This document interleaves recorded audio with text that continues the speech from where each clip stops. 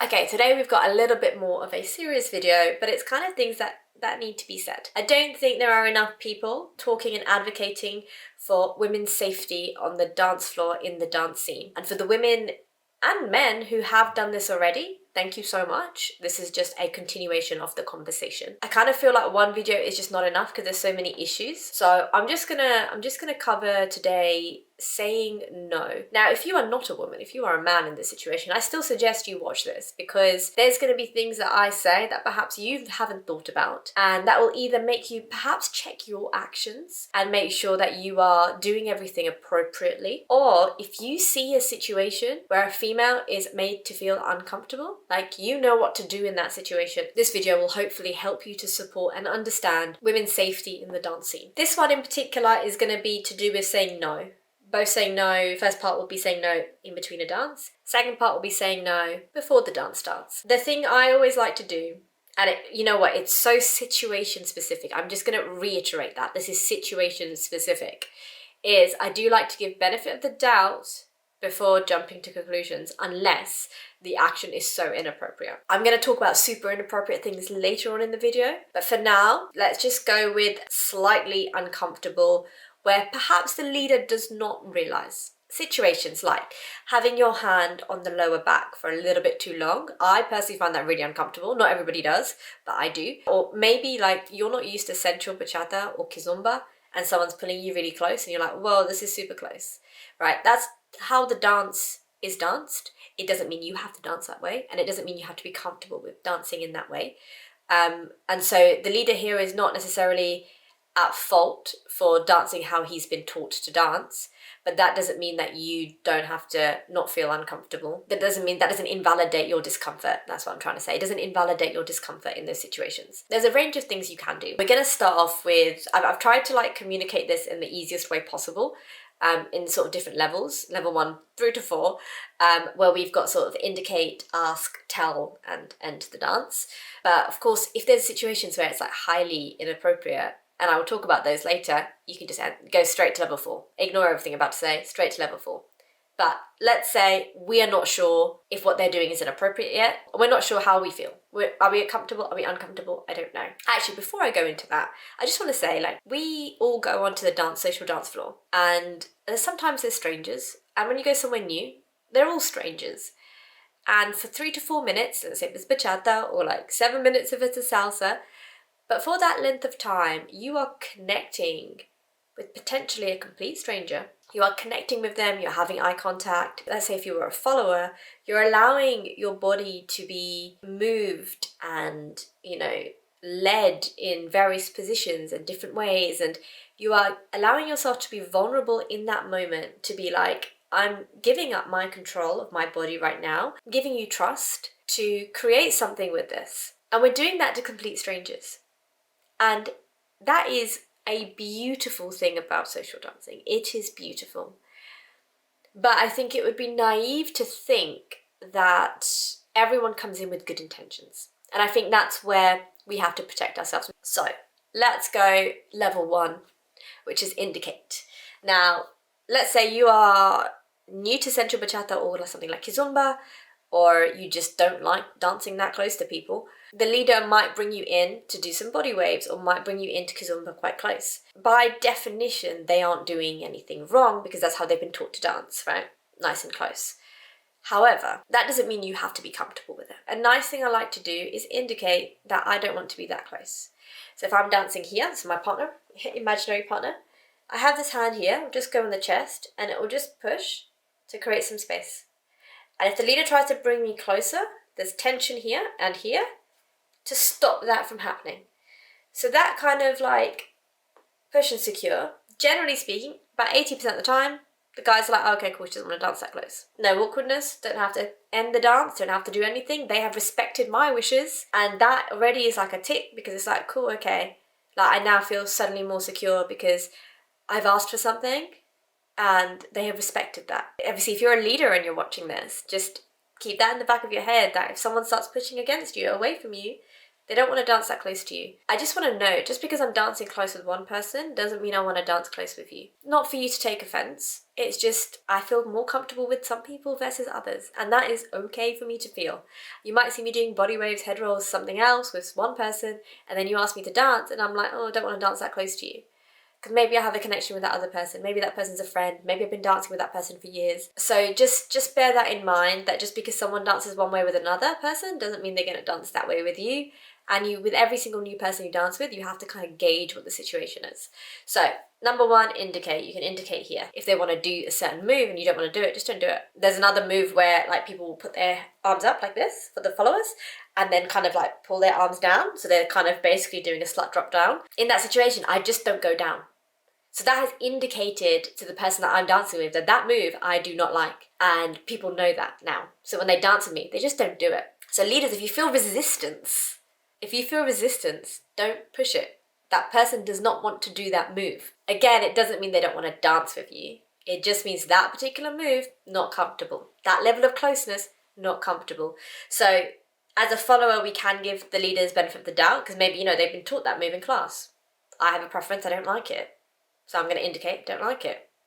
We will talk about highly inappropriate things later, but this is sort of like the kind of like just a little dusting of discomfort. It's like, nah, I don't like that one, so I'm not going to do it. Level 2 is asking, straight up. I know people that will stop before they start dancing, like, I don't want to do sensual bachata. Now, you have to be very careful, leaders, be very careful, because sometimes people say, I don't want to do a style, let's say sensual bachata. I don't want to do sensual bachata. And you take it as, oh, they don't know how to do sensual bachata, but if I lead it well, and I do it, then they'll be able to follow it. But this person has explicitly asked you and told you that they don't want to do that. So don't take it upon yourself to teach them. They don't want to do it with you. That's it. Don't do it with them. There's other things you can do. You can do Moderna, Dominican, other things you can do. But the one thing that they have asked you not to do, don't do it. So followers, ask. That's okay. You can ask. You say, I don't want to do sensual bachata. Fine. You can say, I only dance Cuban salsa. I don't want to do crossbody. That's okay. That's absolutely fine. If you don't like body waves, I don't want to do body waves. Like, you can just tell the person, we don't have to make our leaders guess. Like, if we have a preference, like, just tell them. Most leaders will hopefully respect that and go with it. So yeah, just ask. The next level is to tell them. So let's say you asked, and let's say they took it upon themselves to teach you. Or they forgot you asked, or they weren't sure what you meant, or they didn't hear you because the music was too loud. Benefit of the doubt. God, trying to be as kind as possible. So let's assume they did the thing that you asked them not to do. Tell them, don't do that. Done it before. People have done dangerous lifts, dangerous dips. And the thing is with the dip, is they push you off balance. So I don't have the ability to stop that from happening because I've literally been forced. So after that happens, I will turn around and say, please don't do that again. And again, normally, they'll just like smile like, and then they won't do it again, ever. So telling them, you can ask them, that doesn't work, tell them. Then comes a situation, and there's loads of situations, there's loads of reasons why you can end a dance. There's so many. But let's continue this kind of process that we've got. You've indicated, you've asked, you've told, they're still doing it, end the dance, that's it, done. Then my favourite way of ending a dance is put both hands up, like kind of like a stop sign, just be like here, like no thank you, and then walk off. Because what that does is it's not going to be like, oh, I'm ending the dance now, because they might not hear you because of the music. I indicate with my body, so it's very still, very hostile. They can't lead anything like this because I'm stopping them from, and it's a clear stop sign. It's a no, no, thank you, I'm still being polite, and I walk off. Very clear sign. Don't get me wrong, the guy you're dancing with, the girl you're dancing with, whoever's leading you, they're not going to be happy about it, but they haven't respected your wishes. They have been inappropriate to you, and then even if you've given them a chance, they haven't respected that. So you are well within your rights to end a dance at any time whatsoever. What you don't want to do is keep dancing with someone and they're making you feel uncomfortable, and then the next time you're going to dance for, you're just trying to avoid them. Like, why are you spending your whole dance enjoyment trying to avoid people? Just say no. Trust me, they will not ask you to dance again. Can confirm. I'll tell you a story, an anecdote. I was dancing salsa in London, and I had a dress which kind of flew up a little bit. I wasn't expecting to dance salsa. I was like, yeah, I'm here to dance bachata. So the salsa song came on, so I danced the salsa. The problem is if I span more than once, the dress lifted up. So I had a guy, he was an older guy, and I was dancing with him, and it happened the first time. And I let go of him quickly and put my hands down so I didn't expose myself. He saw that. So in my eyes, that's like indication. Like, obviously don't do that again. Continue dancing with him. He does it again. And I'm like, oh, can you please not do that? Because my dress flies up. And he was like, okay. Unfortunately, salsa songs are very long. Does it again. So I told him, I said, stop doing that. My dress is flying up. And then he did it a third time. No, thank you. Walked off. He was not happy about it. And it wasn't very busy on the dance floor, so everybody saw what had happened. I didn't see him for the rest of the night.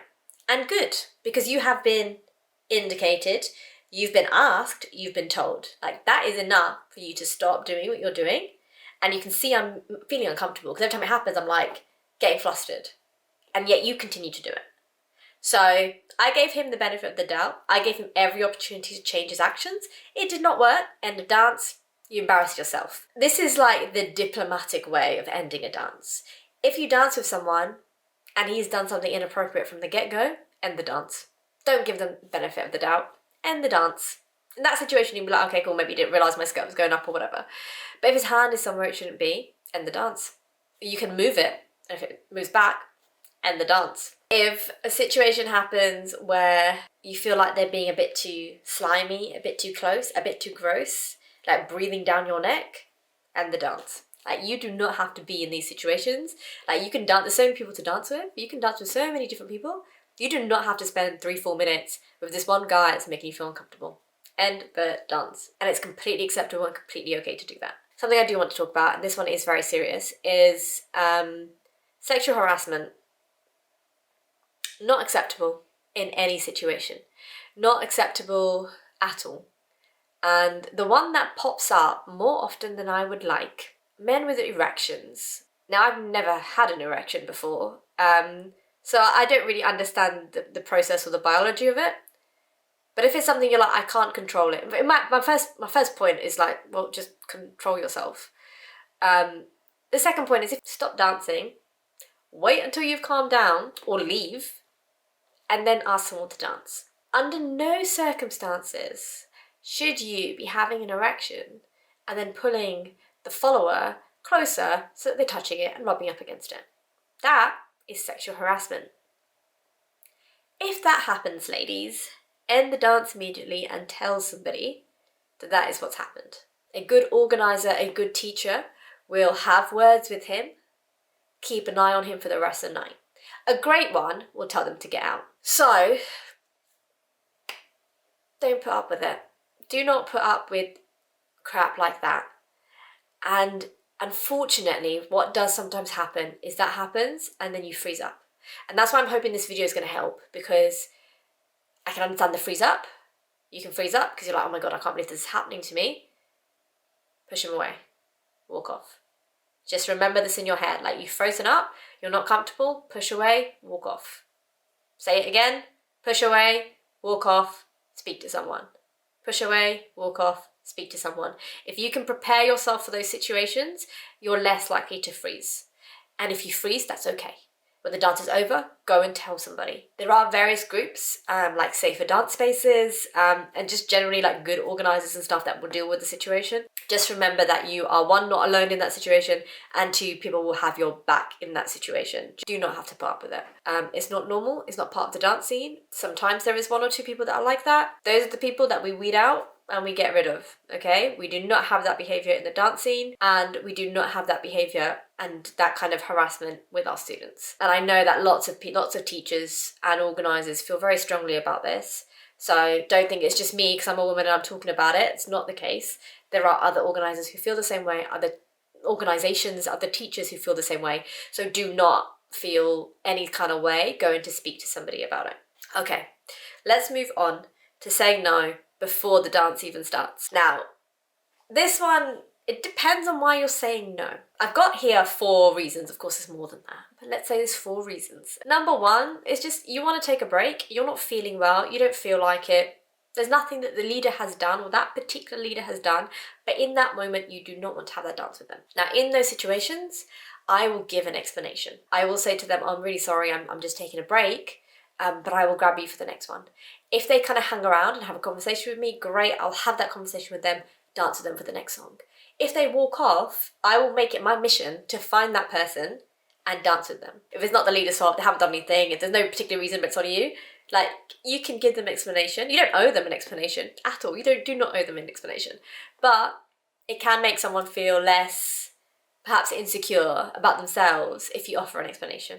You're not here to manage anyone's feelings. This is just what I do. Now, if you say no because they are a lower level to you, and a beginner comes to you and asks you to dance, and you want to say no because you don't want to dance at a lower level. Okay, think about it this way. You were once a beginner. You know the fastest way to improve is to dance with people better than you. You also know how intimidating it is to ask somebody to dance when you're new, especially someone who is better than you. Just dance with them. You can have a good time doing basics. You can have such a good time doing basics. If you truly love bachata, you love the music and you love dancing, you could dance basics for an entire song and still have a good time. You know, I feel for the beginners that go ask people to dance, like the intermediates, and they're just like, no, purely because they are a lower level. I really don't like that. I don't like it. Do what you want. Do what you want. But if you're saying no because someone's not as good as you, I would beg you to do some self-reflection. Because how would you feel if a teacher didn't dance with you because you weren't as good as them? Like, you'd feel quite crap. I'm just going to leave that one there. Okay, now let's move on. If you say no because the person who asked you to dance is a higher level than you and you feel insecure, dude, they would not be asking you to dance if they didn't want to dance with you. Okay? Just have that in the back of your head. If I go and ask someone to dance as a beginner, I want to dance with you. I'm not giving you a pity dance. I want to dance with you. So if you're intimidated by that, like, just think in the back of your head, oh, I'm going to really improve with this dance, or maybe I can learn something, or even better, like, I get to dance with this person who's asked me to dance. It's hard, don't get me wrong, but just try and put your insecurities a little bit to the side and enjoy the moment, because I'm not there to judge you. The higher level teacher is not there to, teach you or judge you or make you feel any type of way. They just want to have a dance with you and they want to enjoy that dance with you. If you say no purely because you're like, oh, why would they want to dance with me? Then, like, you're doing yourself a disservice. And finally, saying no because you don't like them. Let's say you don't like their style of dancing, you don't like their moves, they've done something inappropriate in the past, maybe they're too rough with their lead. So, a bunch of reasons why you really don't want to dance with a particular someone that you've danced with before. Just say no. You don't have to give them a reason. You can just say no. And in that situation, like, where before we'd sort of, give it a reason why, because it's down to us, not them. If it's down to them that you don't want to dance with them, you don't need to give a reason. You can. You can just say, no, I don't like dancing with you. Might not go down very well, but if you just say no, it still won't go down very well, but at least they won't ask you again. So keep that in your head. You don't have to say yes to everybody. You can say no as much or as little as you like. But just remember, in extreme cases, you do not have to put up with anything. You can give people benefit of the doubt. That is what I like to do. You don't have to do that. You can ask and, tell people what you want or what you expect from a dance. You don't have to do that. But if at any point you're made to feel uncomfortable, end the dance. That is the bottom line here. If you don't want to dance with someone in the first place, just say no. Say no. It sounds really obvious and easy when I say it, but when you're in situations, like, you either don't think about it or you just think, oh, it's only one song, it's fine. But actually, you are, by saying no or by telling someone what you want or telling someone what you don't want, not only are you protecting yourself and setting your own boundaries, which kind of sets a standard, you're also protecting other women from those situations.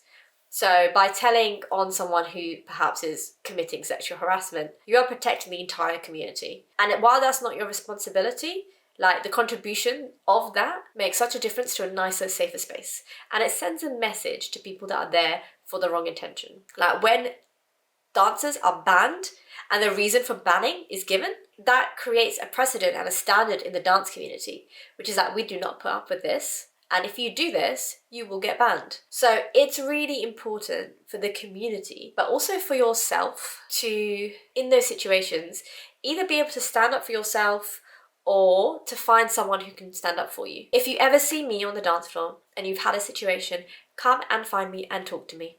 Talk to me about it. I will do something about it, trust me. I hope that has left you with a little more insight as to what can happen on the dance floor and what to do in those situations. If you have experiences of your own, perhaps you've dealt with them, perhaps you didn't know how to deal with them, I really want to hear about it in the comments. I think it's a great opportunity to share experiences, to make people feel like their experiences, they're not alone in their experiences and this is something that happens. And the more of this sort of data that we can collect, the more kind of rules and guidebooks and standards we can set of the community. And then the safer the community becomes. And it also means that people coming in kind of can see the standards, can see the guides and understand that what isn't acceptable. And hopefully that will ward off more people with bad intentions, because they know it's not so easy to come in and not get seen for what they are or what they're doing. I will want to do a couple more videos like this, talking about specific situations and what to do in those situations. So if you have any ideas or any situations that you want me to talk about, pop them down in the comments below and I will get to them. Thank you very much.